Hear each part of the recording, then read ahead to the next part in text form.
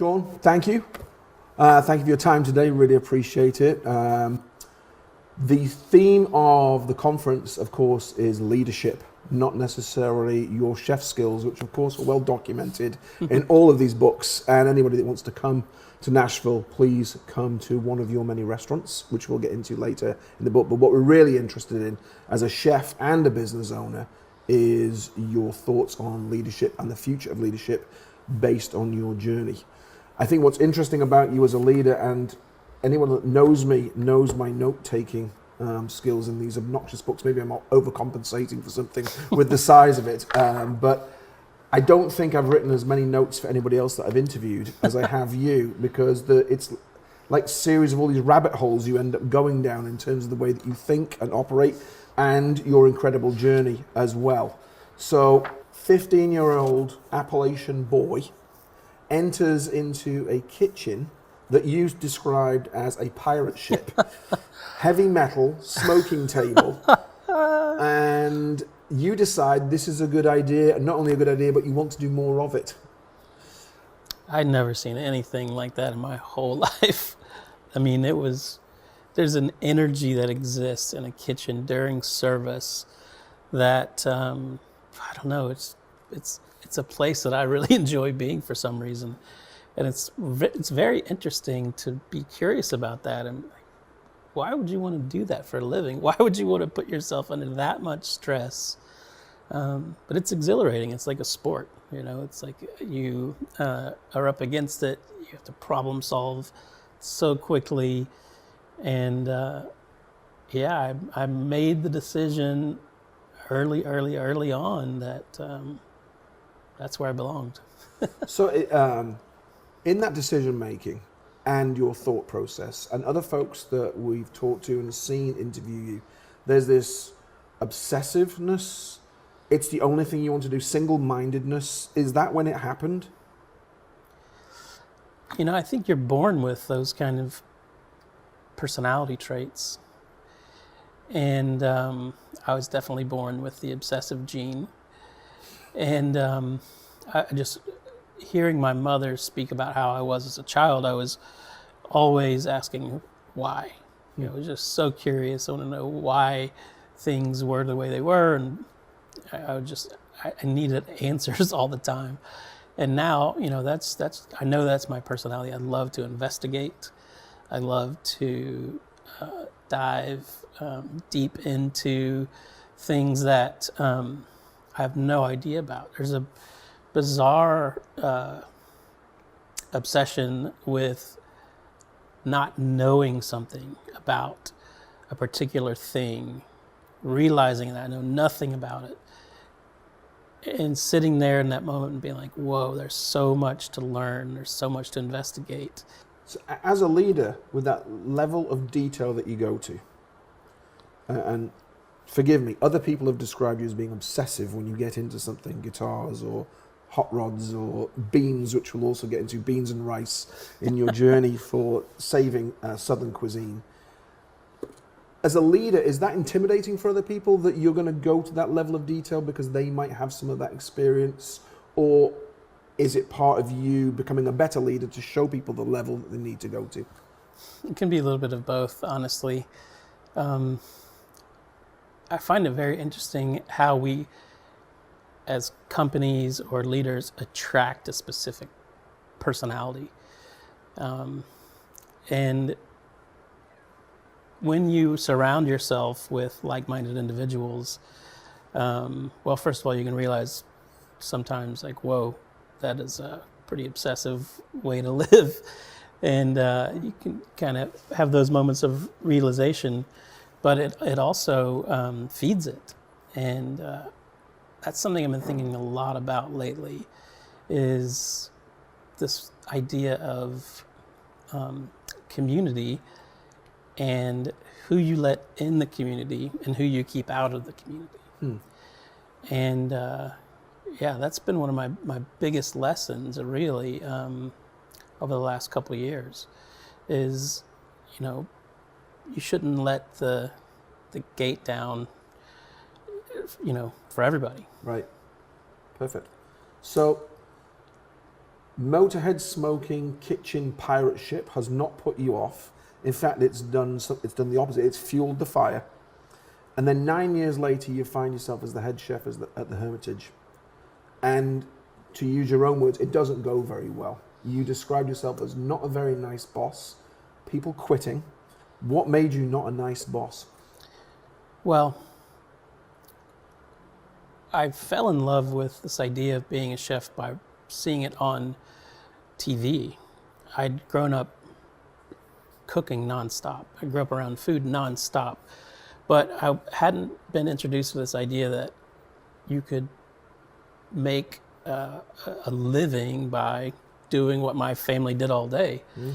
You get to wear a cool uniform too, and have a title and get to, provide memories for people. But I don't know. To me, it was thrilling, and so I found myself looking for the most intense, busiest restaurants to train in.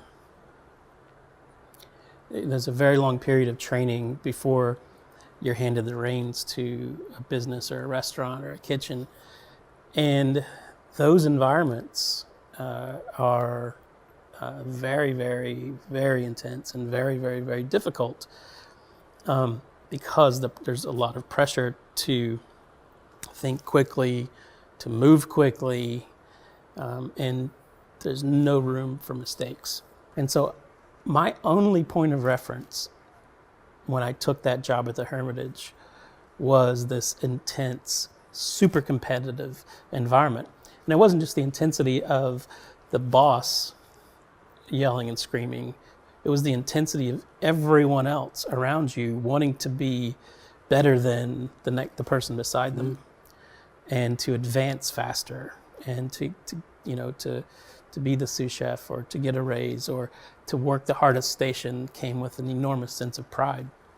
So you believe that you were following a formula and all of the kitchens are following a formula because of the financial constraints, the formulas of completing certain recipes to get them out on a certain time, is those conventions lead to certain kind of behavior? Because if I think about where we are today, talking to you, we've got vibration rooms and pads, and we're talking about, meditation, etc. That's the antithesis of what your experience was at the Hermitage, or how you were led to believe to be a leader. Is that fair? Yeah, it is. I was also very young. I was in my early 20s, and I had no business being in charge of a five-star, five-diamond hotel's food program. I remember not wanting to do it because I knew I wasn't ready. But they were able to talk me into it. And what resulted was someone who was young and inexperienced put into a position where they're expected to be the most experienced person. So that leads to a fear of failure, a fear of weakness, and that breeds a lot of times very negative emotions. Right. And a lot of those things are to cover up your weaknesses, to cover up your vulnerabilities. And you see those patterns everywhere. It's not just the kitchen. But I think looking back now, I didn't have the tools that I needed to have, but I do know that I did the best that I could with the tools that I had, but it just simply wasn't enough. And so the only way I knew to get the results I needed was just to be aggressive and try and instill that intensity in everyone else. So if you think about how people think about kitchens and the formulas, if you will, and what you just described about TV chefs as an example, you've got the Gordon Ramsays on one end. You can't take anything away from Gordon. I'm not being biased because he's a Brit, of course, but what he's achieved and accomplished with his restaurants, I think a lot of people would argue the manner in which he does it to his audience as well as his staff is entertaining, right? I'm not exactly sure anyone would wants to be on the receiving end of it. And then, anybody can be a chef. I'm being facetious with ratatouille, for example, and explaining the functions of a kitchen to the layman, of how all of these stations operate and the orchestra that it takes to get a meal out. Something as simple as ratatouille, peasant food, as it's described in the movie, to where you are, on that linear, because I know you talk about that a lot, linear thinking, is you're on this very different end of the scale. And it's groundbreaking, and that groundbreaking thinking is leadership. So it's lonely again. Well, it took me breaking myself. The human body, the human brain, the human nervous system is only capable of so much stress and anxiety. And I now know that I hid behind workaholism and perfectionism as a source of pride. And that was kind of where I felt I belonged. And oddly enough, I was rewarded for it. And when you're rewarded for something, why change it? So thinking about the past, which you don't necessarily want to dwell on, being in the moment today to create a better future, I want to go back to your grandmother for a moment, because clearly an influence. There's no doubt about that. Would you consider her one of your mentors or inspiration? How would you go about describing her? Because there's a really interesting story of when she did pass away. One of the first things you did is you ran into the kitchen to grab a very large jar of vinegar, I believe it was. I don't think it's the thing that most families would be thinking of as a prized possession, but you did. But there's clearly a backstory to that because of an influence. Can you tell us a little bit about that? Well, she was a very typical Appalachian grandmother who, grew up through the Great Depression, and she had worked her entire life. She'd done so many neat jobs. She was a butcher. She worked at a grist mill. And the more I start to discover these things about her and her history, the way she was starts to make a little more sense. She showed me very early on the importance of respecting food and ingredients and the art of hospitality and feeding people and taking care of people very early on. And I just feel so lucky to have been able to experience that so early on. And without that, I don't even think that there's a possibility that I would be a chef or a restaurateur in food. But there was also this confidence that she had, because she had just extraordinary wisdom. And my whole life I've kind of fixated on this idea of wisdom is what we're chasing. And wisdom is like it's the gold medal. And she was always the definition of that. And the way she handled herself, and the way she problem solved, and the way she was around others, and then seeing how people respected her for that, will continue to be a great inspiration. And she taught me, if we go back to that vinegar story, she, and this is the power of storytelling, and how traditions are passed on from multiple generations. But she taught me very early on the beauty of preserving food, the importance of preserving food, seed saving. And with this vinegar, she'd received the Vinegar Mother as a gift. It was probably 30 or 40 years before I was able to receive it. And that was a gift that someone gave her, and then she took care of for the longest time. And then, to think that something so simple, something so humble, a vinegar, can hold so much symbolism and so many lessons is really neat. So I knew that if I didn't grab that, nobody else would take care of it, and then it would die. Now I get to continue that storytelling. Ultimately, that's how we get wisdom. All the ways that you described leadership, she clearly was a leader, but not in the way that we'd necessarily define it today. And has that inquisitive nature that she clearly imparted in you, is that part of why you are so obsessive and why you are driven in a certain way? I'm sure that I inherited a lot of that from her genetically. That's how it works. But I don't know, some of my fondest memories are around food with her, and I see it in my mother as well, just seeing the pure joy around tasting something delicious and the excitement and celebration that ensues from that. That was just the world that I lived in.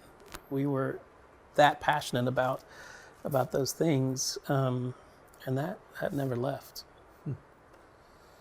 You have gone through two pretty significant health crises where life showed up and said, this empire you're building over here, well done, congratulations. However, ...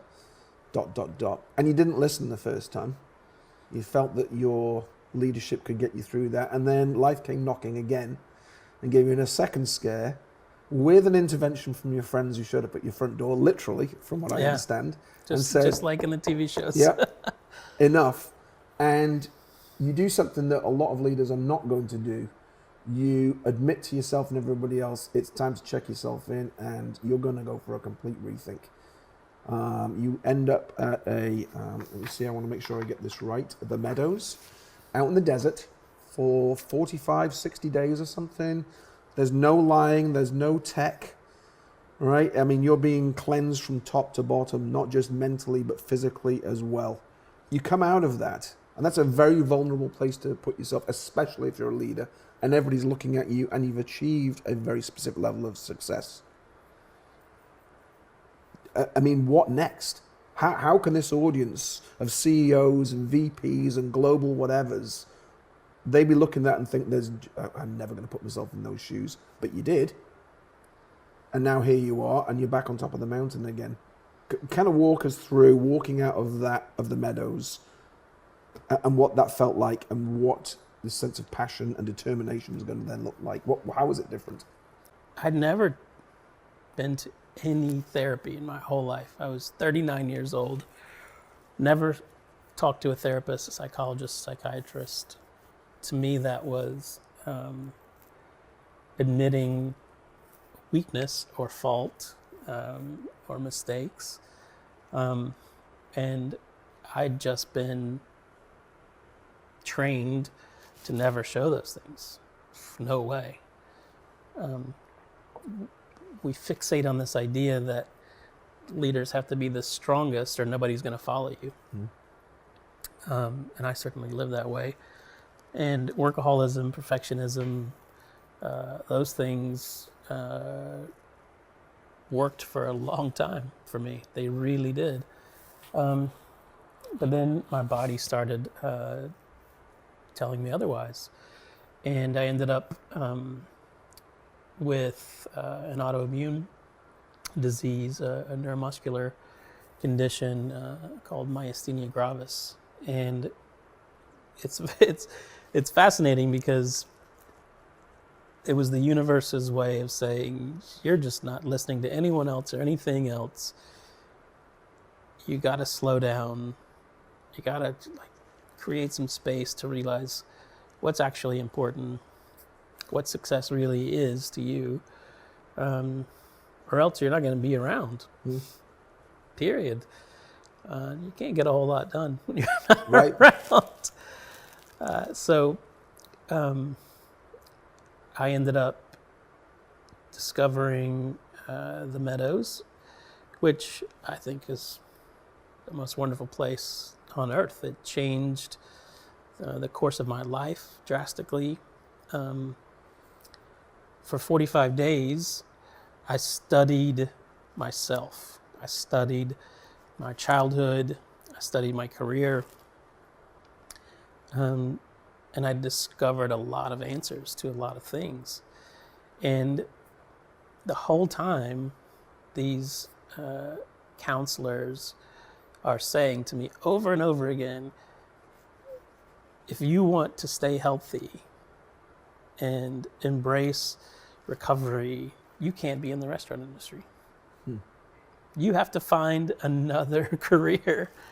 And, to be 39 and hear that over and over again, it was terrifying. I don't know anything else. Right. I never even thought about anything else.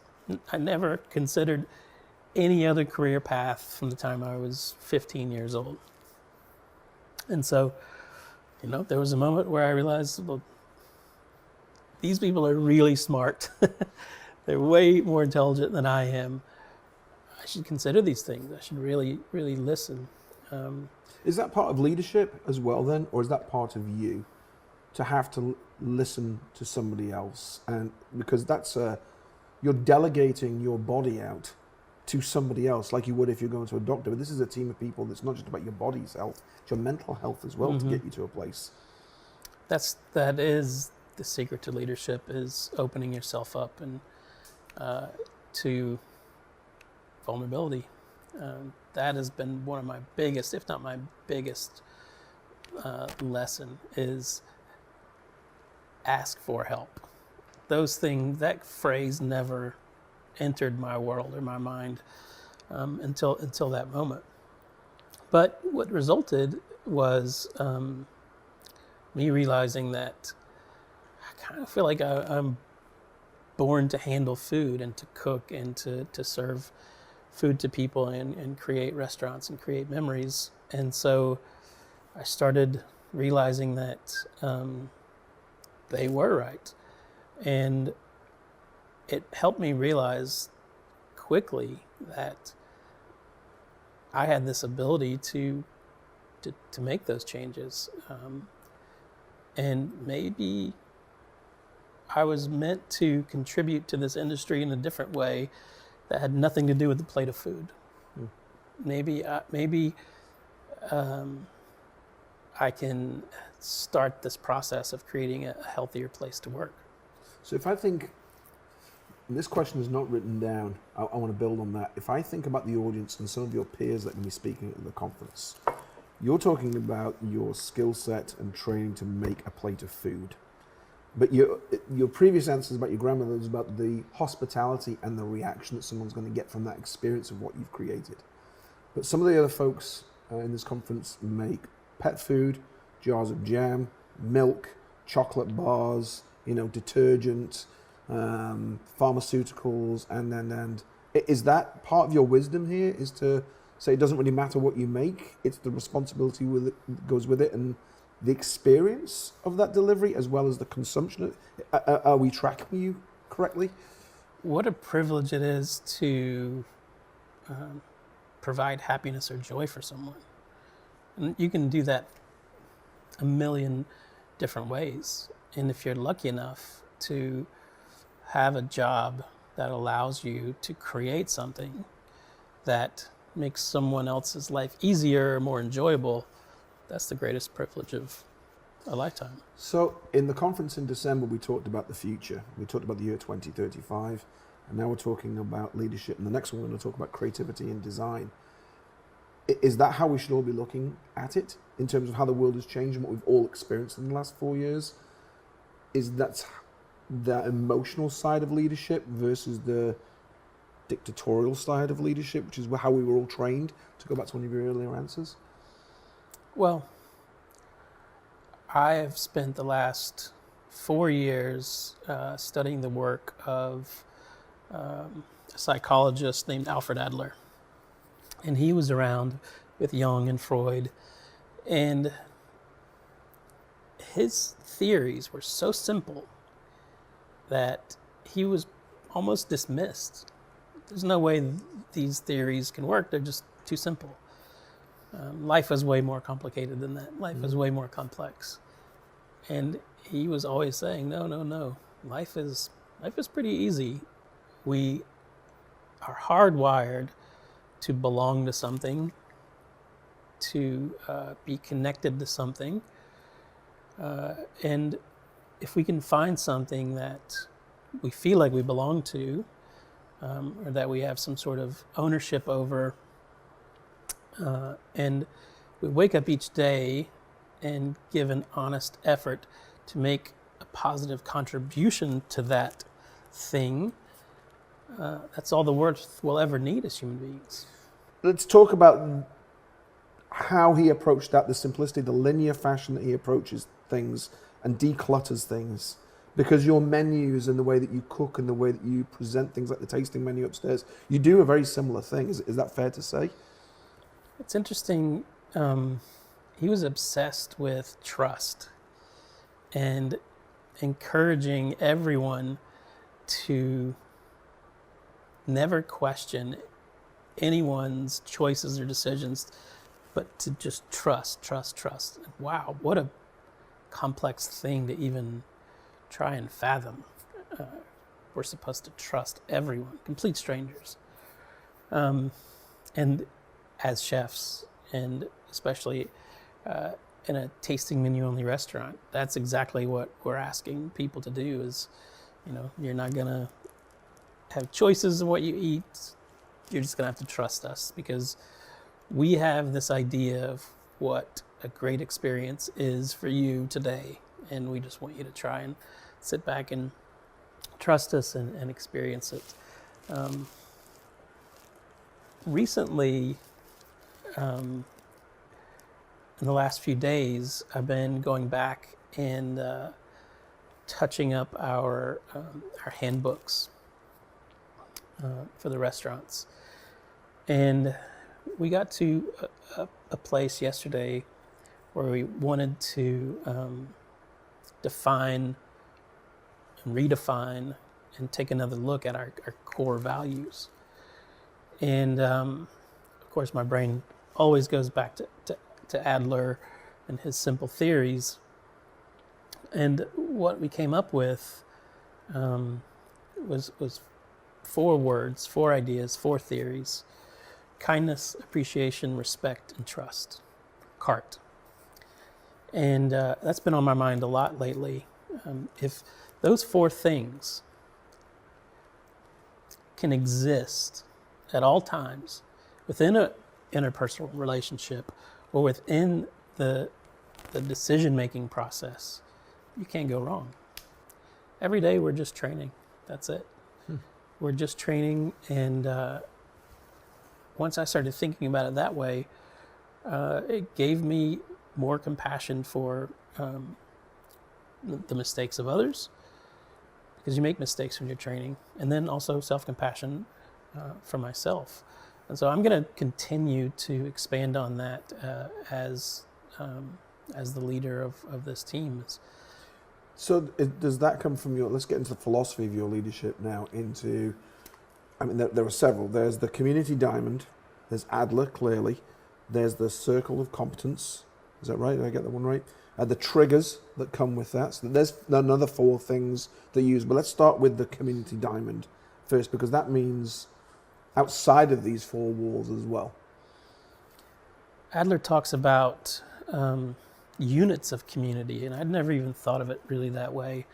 And he says the smallest unit of community is 2 people, and the largest unit of community is the universe.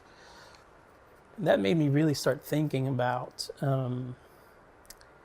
organizing and creating a discipline for the team to have a roadmap in front of them to realize where we need to focus our energy at and in what order. And then that made me realize that, we only have so much energy. We refer to it as bandwidth. It's funny, we've kind of created our own little language within the restaurants. But you'll hear people talk about bandwidth a lot. And when you're referring to things as bandwidth, you realize that, especially if you're looking at those units of community, sometimes we spend too much time and energy focusing on trying to fix the universe when we need to be focused on fixing ourselves first.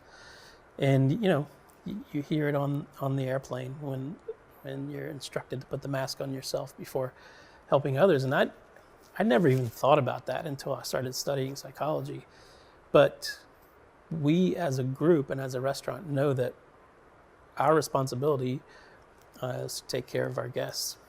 And how can we get there in a way where we remain as happy and as healthy as possible, because we'll be fully available for them.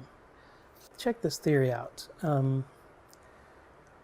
This theory, born from Adlerian ideas, has helped me see things clearly when it comes to what contribution is worth the stress. And then that's also become a whole phrase for us. When we're trying to make choices, you'll hear us say, I don't know if that contribution is worth that stress. Before, that would never enter my brain. It's like, push as hard as you can go, create the best thing that you can create, no matter what. But now I realize that the happier we are and the healthier we are, the more intelligent we are. And that's science. When we are in the amygdala part of our brain, or the fight or flight part of our brain, we lose access to a lot of access to our prefrontal cortex, where rationality exists. And that's where we are when we're centered and grounded, and when we're calm and reflective, and we have access to all of our cognitive resources. So how can we create a place of work that focuses on that first and foremost? This idea that we just have to be as happy and as healthy as possible in order to create the best experience possible. And so I drew what looks like a baseball diamond, or the Wi-Fi symbol on your phone, and started at the very tip as the smallest unit of community, and then you see the outfield, or the last band, is the universe. And so we all sit down as a team, and we put different bands in, and you see quickly as the units get larger and larger, the bandwidth gets larger and larger. And so we had to look at the different units, not based on size, but based on importance of taking care of first in an order. So, for instance, this restaurant has its own community diamond. I have my own personal one, and I encourage the rest of the team to create their own personal ones. So here it is. It starts with the management, the two leaders, and then next level management, and then the next unit is the team. The next unit is the guests and our producers. The next unit is our actual neighborhood, our closest neighbors. The next unit is our city, our region, our place. And then the next unit is the industry. And so when we're making choices, if it's so far out of our circle of competence that there's a high risk that we'll fail, but also a very high risk that the stress and suffering won't be worth the contribution. The word I wrote down when I first started looking into this opportunity, the word I wrote down about it was crusade, and that's quite a powerful word. And the word crusade was associated with, again, maybe this obsessiveness of southern ingredients, true southern ingredients, and how they've either disappeared, they don't exist, people don't care about them anymore. There's history in there as well, of course, why people might have shied away from some of those ingredients because of the history of the South. But also, again, unscripted, because I never knew I was going to find this book in your restaurant today, and page 40 was earmarked, bizarrely enough, was where a lot of the ingredients in the South came from. They weren't southern at all. The seeds were coming from Britain and Europe to flush out proper ingredients from the South. But you've taken it upon yourself, beans, rice, pork, peas, and everything else to actually say, no, the ingredients of Southern cooking needs to be a certain thing, and that's where it starts. You've just talked about feeding 60,000 people and the sense of achievement. Are those two things connected in some way? And if so, how? And in your diamond, how do you connect those two things together? Yeah, seed saving was something that I grew up with, and I just thought everybody did it. I thought everybody cared about what variety of green bean their family was eating for dinner and what variety of tomato they thought was the best. And spending a lifetime studying it and being devoted to trying to understand it and also trying to be a part of it, I realized it does a couple things. One, scientifically speaking, Mother Nature makes the most nutritious foods the most delicious foods to trick us, because we chase deliciousness, we chase happiness and joy, and so the foods that are the best for us taste the best. But then the social aspect of it, the human aspect of it, of how these varietals carry stories. And they can be stories of a family, of a place, of a period of time, and certainly lessons learned. And those stories have to continually be told in order to remain.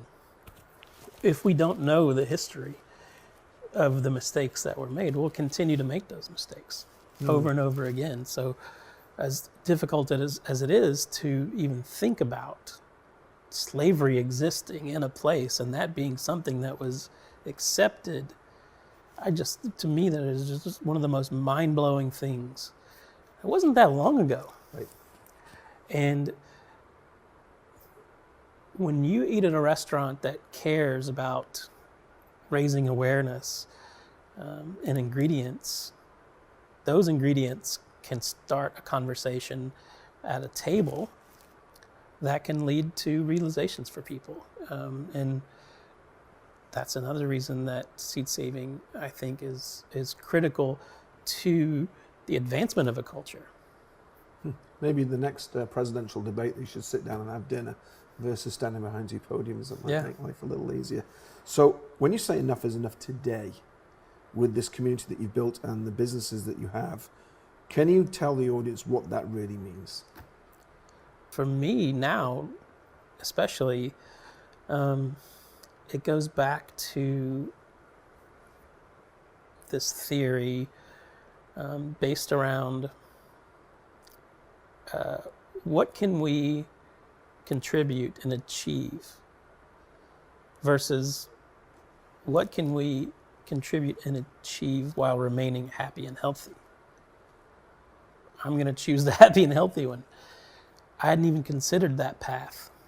And when you go back to the community diamond, there'll be a point where you're out of bandwidth.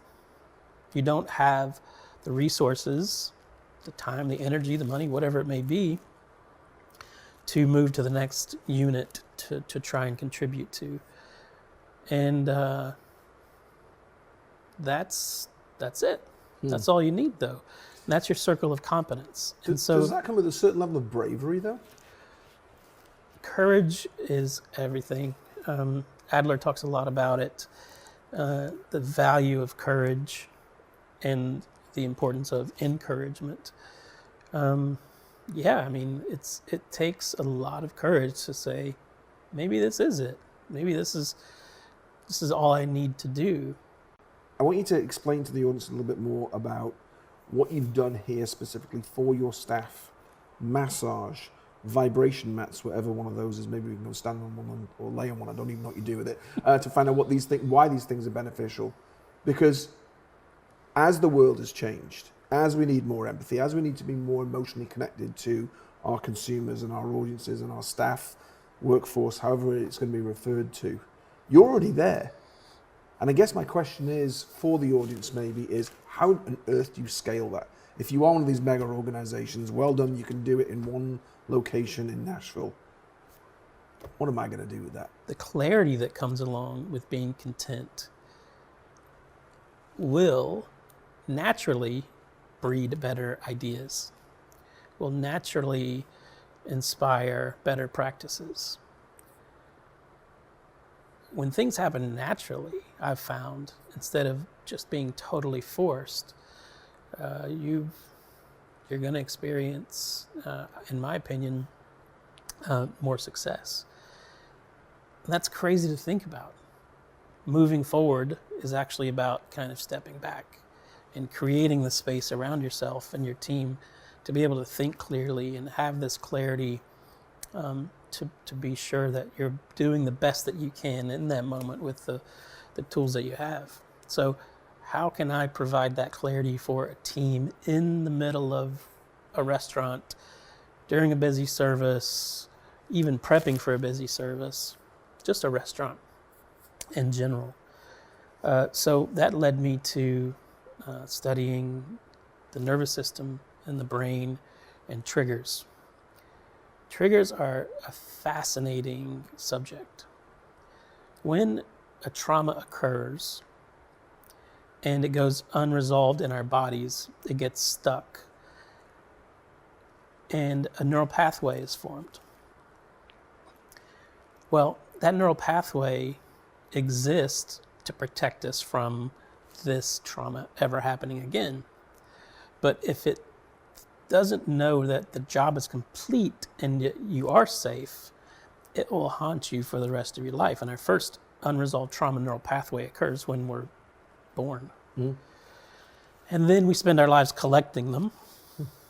But those neural pathways, if they are managed correctly, and our nervous system, body, and brain can know that we are safe, then that neural pathway will either dissolve and or move into another storage compartment of our brain where wisdom lies. Now, the fascinating thing about triggers and neural pathways that blew my mind, and these are all things that I learned at the Meadows, and I would have never even, there's no way I would have discovered these things and then created this whole program and model around it. But what happens is that neural pathway is sitting there waiting for any sort of sensory data to resemble the threat that it's trying to protect you from. But when that neural pathway senses one of those, jumps off the bench, gets in the game, it's driving the bus. It's the only cognitive resources you have. Therefore, the age that it was formed is the age you respond, react, and behave from. Which is why, like, when we're triggered in a conflict, sometimes you'll find yourself like, this person's acting like a child right now. It's because they are. Once I discovered that, I was like, wow, this is fascinating. Number one, it gave me some self-compassion, but then it bred compassion and empathy for others on a level that I'd never experienced before. So in my mind, and on this team, when you are triggered, you get a pass. That's not you. That's not the person you want to be. That's not the person that you were born to be. That was this nasty little neural pathway that took over for a minute. And so we train the team to signal when we're triggered and to be vulnerable about that and be like, whoa, that just triggered me. I feel triggered. Let's talk about this later. That has saved so much suffering. Especially in a high functioning environment like a kitchen, like you said at the beginning, in the pirate ship, there's so many things happening that traditionally there's only a certain way to communicate, or you believe there's a certain way to communicate certain things in a certain amount of time, in a certain manner to get something done. You're approaching that completely different. When I was at the Meadows, they created this model of communication that I now realize was built around avoiding triggers. And that helped me realize the importance of avoiding triggers when you're trying to communicate anything, whether it's a conflict or an idea. And so this model is now, I've translated a little bit to the restaurant world to make it a little bit less awkward, because it is awkward when we have to re-script ourselves in the way we form sentences and phrases. It's awkward, and our brain doesn't like that, so we just don't do it. Your brain is always going to go towards the easy route instead of the painful route. But we've created a field guide that each employee gets, and it opens up with this cartoon of this really angry bear chef with black glasses on. I've heard they want to put a baseball cap on it as well, right? Just lighting into this server for making a mistake. And then the next cartoon is the exact same conflict communicated using this model that I was taught, and it's so fascinating how well it works. And it's 4 sentences, it's 4 parts. The first sentence, and they're in a very specific order. The first sentence is sensory data or observable behavior, and that's what you start with. When I saw you, when I heard you. And that also helps us avoid broad stroke comments like "you always" or "every time." It teaches you to, it's almost like a Jedi mind trick, really. It teaches you to anticipate the other person's response through experiences, of course, by making a lot of mistakes, but to navigate it in the kindest way possible. To me, it really is a true gesture of kindness to follow this communication model in emails and texts in high stress moments. The second sentence is the emotion triggered by what you observed. When I heard you say blank, I became pretty angry. It triggered anger. The third sentence, the most important one, and where we often make the largest mistakes, where we trigger the other person, in this third sentence, we have to explain why we think that emotion was triggered, why we felt that emotion. And you avoid a trigger by never, ever, ever using the word you, or finding yourself even pointing in your brain towards that person, because they're going to feel a threat, and they're going to get triggered, and anything else out of your mouth isn't going to matter, because that person is now just formulating their response to a threat, being defensive. It doesn't matter what you say or what you want to say or what you're trying to say, that person's going to be, you've lost them. And then the fourth part, the fourth sentence, is the boundary moving forward and what you prefer. In the future, I'd prefer blank. And you can also attach the consequence of crossing that boundary. In the future, I'd prefer that blank, and if not, blank will occur. Perfect. And that's one side of it. And then the listener also has a model to follow. And that listener, we teach them to listen mindfully, and because you don't want to trigger the person speaking, which is easy to do through something as simple as a facial expression. And even knowing that and teaching it, I still do it. But that listener then has to ask themselves 3 questions. Is what this person said true to my reality? Is it false to my reality? Or do I need to ask for more information? So how do you scale this Sean thing? What does the future look like? How are you going to show up more in people's homes? How do you fill that blank? Because there are going to be some skeptics in the conference going, enough is never enough, there has to be more. So what does that plan look like? Can you give us a little sneak to the future of Sean? Well, when I decided to dedicate a lot of my time and energy to seed saving and reviving culinary traditions and hospitality traditions of the South, I realized that a lot of it was fading away because the awareness wasn't there. if I don't know that an heirloom tomato tastes better than the tomato that I've only ever known, I'll never want the heirloom tomato. Mm. And so that requires me getting in front of as many people as possible to share that information that I've discovered. And that's difficult with seed saving because these things are very, very rare. And sometimes there's only a handful. And so that's the platform of a restaurant, is to be able to work with the farmer, grow these things, work with the professor to research the history of the foods. And then you have your audience at the restaurant. And that was enough for the longest time. Now, a decade and a half later, those seed stocks have been getting larger and larger each year, that these stories keep getting told, and so the supply and demand theory kicks in. Mm-hmm. When I taste an heirloom tomato, I don't ever want to have the tasteless one. And so now I'm realizing a big part of my journey is how do I continue this storytelling and raising awareness outside of a restaurant, outside of this community, of this world.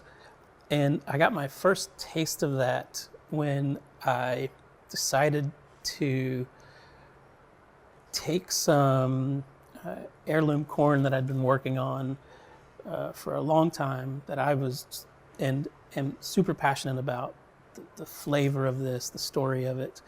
And I created a cornbread mix, and I put it in a simple bag that I just bought online and had some stickers made, and I slapped a sticker on it, and I put it on Instagram that you could buy this cornbread mix. We sold 1,200 in 12 minutes. It was insane. And then to see on social media all of these people all over the world making this cornbread, tasting it, saying, whoa, I had no idea corn could taste like this. I had no idea this enjoyment was possible. That is really amazing. That was something that I hadn't really experienced yet. And so that's something that I want to continue. I want to continue broadening the platform and making the audience bigger and bigger.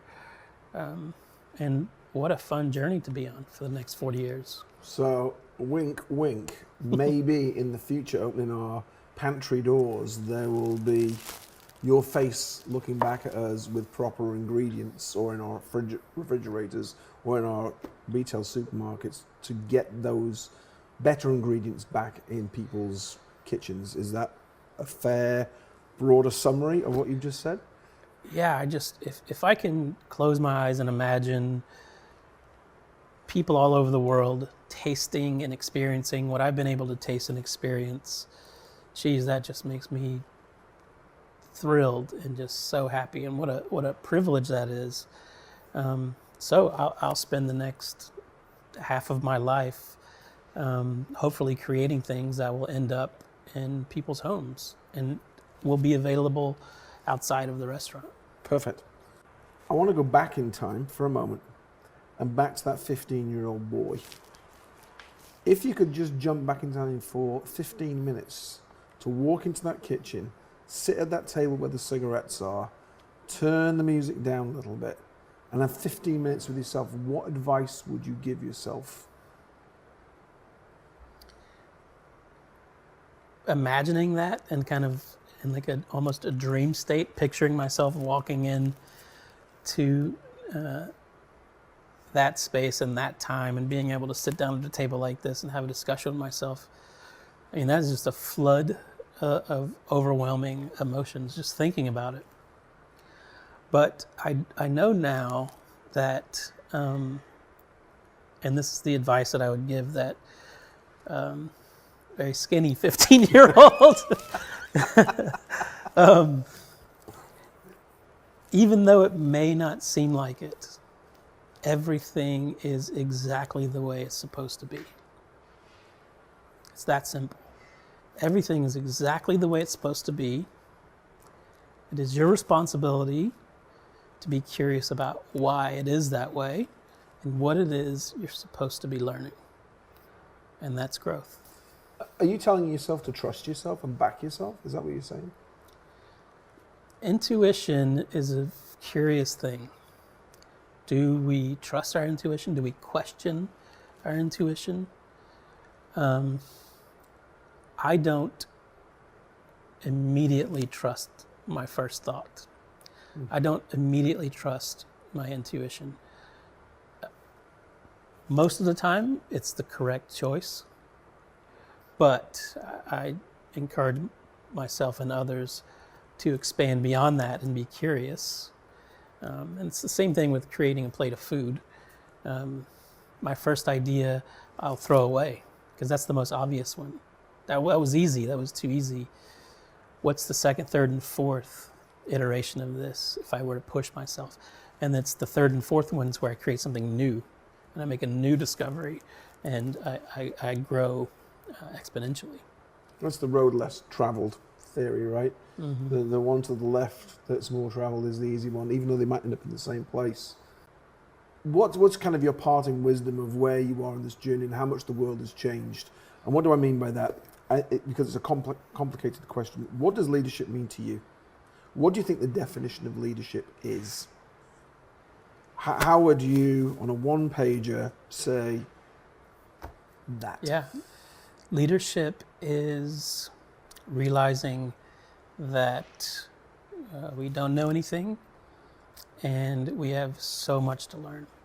Leadership is showing that vulnerability and opening yourself up to any and all possibilities and to project that to your team so that they, who most of the time will have better ideas and a clear perspective on a lot of things, they will have the courage to speak up and give advice to someone that they would otherwise be terrified.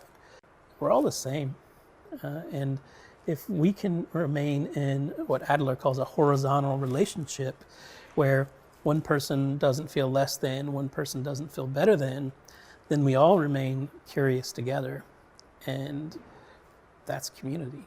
You know, if we can surround ourselves with like-minded people, the power of that will result in extraordinary things. Awesome. Sean, it's been outstanding. I've really, really enjoyed it. The best of luck with everything that you're doing here and the other restaurants as well. In light of everything we've experienced in the last few years, I think that one of the purposes of bringing you into this, of course, is we want to create some healthy tension as well, right? Not even though we're all the same in some respects, we have to learn from each other as well to make this a better world. And I think the community that you've talked about, I think everybody can learn a great deal from it. So if you're ever in Nashville, everybody, you know where to come first. Fred sent you. That's how it works. Please read the book. It was phenomenal. And I can't wait to eat and buy some more cornbread. Awesome. Thank you. Well, thanks for all you do. Appreciate it. Pleasure.